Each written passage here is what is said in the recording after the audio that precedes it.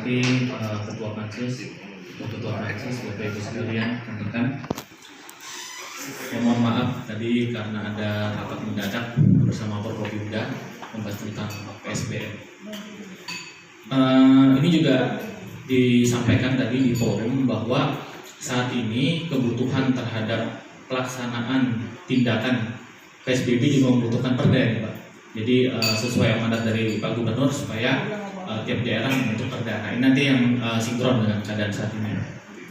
Kemudian mungkin karena terlewatkan pada saat tertib kesehatan tadi Pak, mungkin pasti menarik itu apa hal-hal yang dibahas.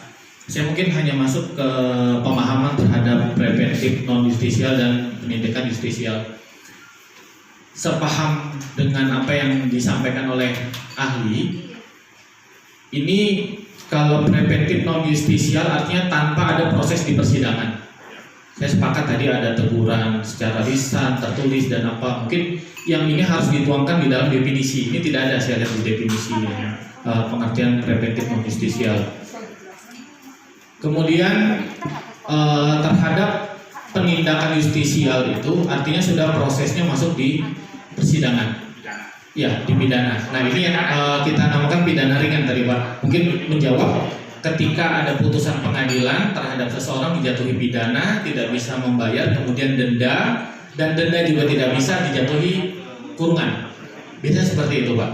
Nah, hanya kurungannya itu kan kalau sekarang dibilang jarang orang dikurung. Karena tidak mau dikurung akhirnya bayar denda Pak. Gitu. Tadi dendanya juga bisa bayar gitu. Nah, ini yang berdasarkan perkembangan terakhir kalau dipadankan dengan PSBB kan. Tapi PSBB kan tidak melalui putusan pengadilan Pak. Ini mungkin kalau perspektif kita masuk di dalam preventif non justisial.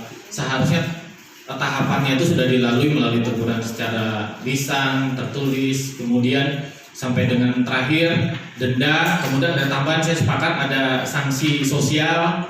Nah, ini kan diskresi juga nih Pak. Saya lihat yang perlu juga dimasukkan juga nanti di sini ketika itu tidak bisa dilakukan di dalam preventif non justisial. Mungkin seperti itu yang saya tangkap yang ingin dituangkan di dalam perda ini. Kemudian saya lihat memang menarik ketika persepsi kita di dalam perda ini nanti di lapangan itu tidak sama. Saya sangat sepakat Pak. Jadi tidak bisa disamakan semuanya. Ketika melanggar ini harus dikenain perda Tipiring. Mungkin ada yang sampai tingkat cuma hanya preventif non justisial saja. Saya sepakat karena terlalu kejam kita Pak. Hanya melanggar ketertiban, tetapi kita terapkan Tipiringnya. Lebih baik sanksi administratif. Mungkin itu yang saya tangkap tadi Pak yang Bapak sampaikan. Jadi sambil berjalan, nanti kami akan melihat lagi dari beberapa pengertian yang disampaikan supaya lebih paham nanti kita sebagai pelaksana dari perda ini. Kemudian penindakan justisial ini tadi saya lihat juga sebelum nanti meloncat ke pasal 36.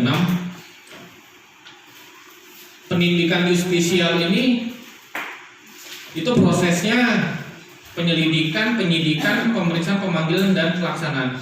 Ini proses penyelidikan, penyidikan. Ini harus ditanya nih, apakah di dalam proses yang dilakukan oleh PPNS ada penyelidikan. Nah, ini juga saya lebih cenderung kepada pengawasan. Nah, nanti sambil mungkin Pak sambil berjalan kita TikTok saja pengalaman kami ketika diskusi tentang PPNS. Tidak semua PPNS bisa melaksanakan Tipiring.